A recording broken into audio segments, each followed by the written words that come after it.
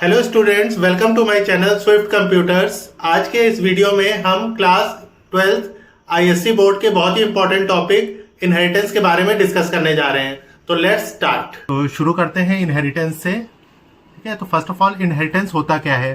देखो, इनहेरिटेंस का मतलब होता है दो क्लास पे एक साथ वर्क करना और एक क्लास दूसरी क्लास की प्रॉपर्टी एक्वायर करे या इनहेरिट करे।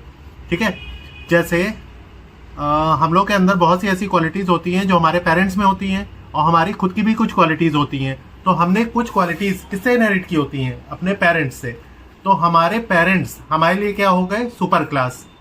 ठीक है, और हम लोग अपने पेरेंट्स के लिए क्या हो गए? डिराइव्ड या सब क्लास।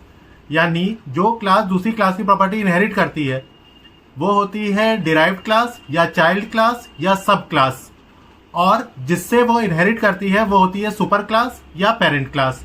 तो इनहेरिटेंस का मतलब होता है दो क्लास पे एक साथ वर्क करना और एक क्लास दूसरी क्लास की प्रॉपर्टीज को एक्वायर करेगी। ठीक है, इसकी डेफिनेशन क्या है? Inheritance is a mechanism where in a new class is derived from an existing class. In Java classes में इनहेरिट और acquire the properties and methods of the other class.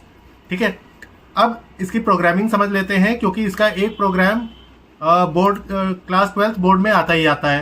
ठीक है, तो इसका कॉन्सेप्ट समझते हैं कि जो है इनहेरिटेंस का क्वेश्चन किस तरह से सॉल्व किए जाते हैं। जैसे एग्जांपल लेते हैं, जैसे हमने एक क्लास बनाई, उसका नाम रख दिया पर्सन। ठीक है, इस पर्सन क्लास के हमने दो ग्लोबल मेंबर ले लिए, एक स्ट्रिंग नेम और एक स्ट्रिंग टाइप का एड्रेस टू स्टोर एड्रेस। ठीक है, अब हमने कहा कि पैरामीटराइज कंस्ट्रक्टर के थ्रू पर्सन का नाम और एड्रेस एंटर करा लो पैरामीटराइज कंस्ट्रक्टर के थ्रू। तो कंस्ट्रक्टर का नाम हमेशा वही नाम होगा जो क्लास का नाम होगा। अब इस कंस्ट्रक्टर में हमें कितनी चीजें एंटर करानी है? दो, एक स्ट्रिंग टाइप की और दोनों स्ट्रिंग टाइप की। ठीक है,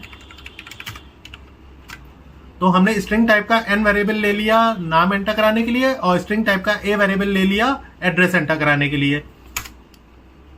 नेम और एड ये दोनों इस क्लास के ग्लोबल वेरिएबल हैं और एन और एस ये लोकल वेरिएबल्स हैं। ठीक है, अब इन दोनों की वैल्यूज एंटर होगी मेन से एन और ए की। अब जो वैल्यू यूजर मेन से एन में एंटर करेगा वो हम चाहते हैं हमारे ग्लोबल मेंबर नेम में चली जाए, और जो वैल्यू यूजर मेन से ए में एंटर करेगा वो हम चाहते हैं हमारे ग्लोबल मेंबर एड में आ जाए।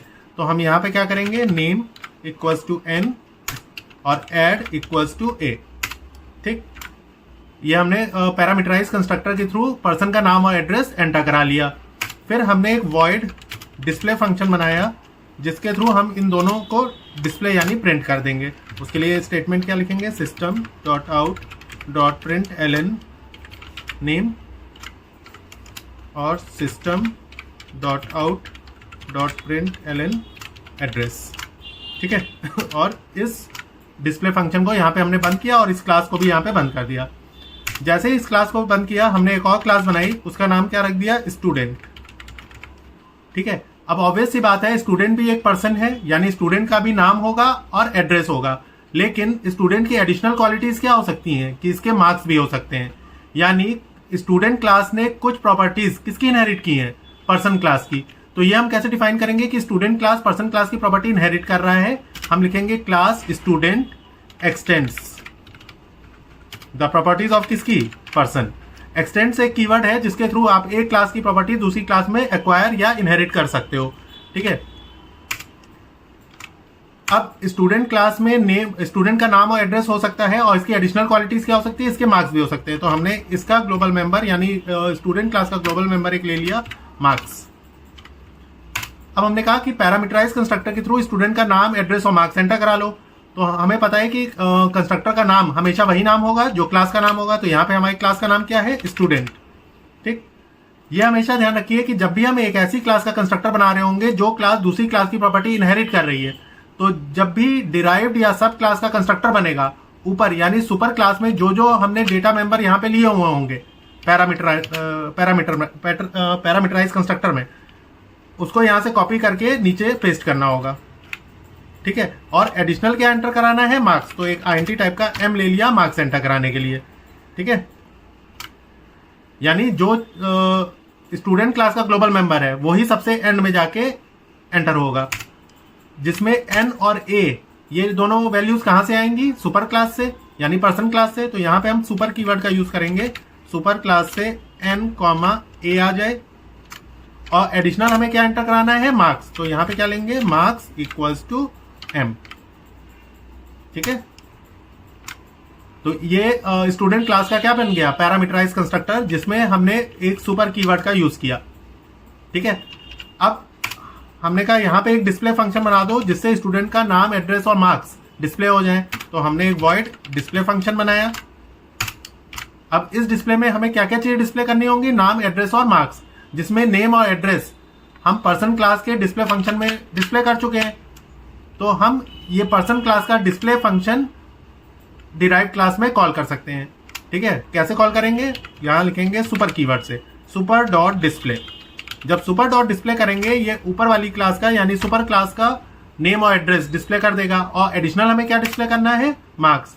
तो यहाँ पे हमने system dot out dot print ln marks भी डिस्प्ले कर दिया।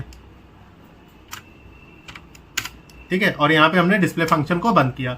अब मेन बनाए, क्योंकि कॉलिंग तो इन सबकी मेन में ही होगी।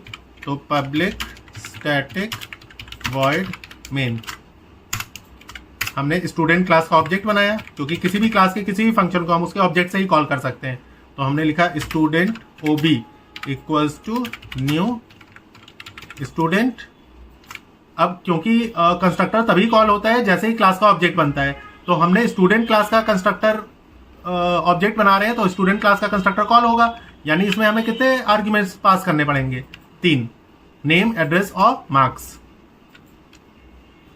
अब यहाँ पे हमने नेम पास किया रवि, एड्रेस डाला 4 बार और इसके मार्क्स डाले 99। ठीक है, और यहाँ पे ओबी डॉट डिस्प्ले फंक्शन को कॉल किया। अब ये वाला डिस्प्ले कौन सा डिस्प्ले कॉल होगा, जो स्टूडेंट क्लास में बना हुआ है। ठीक है,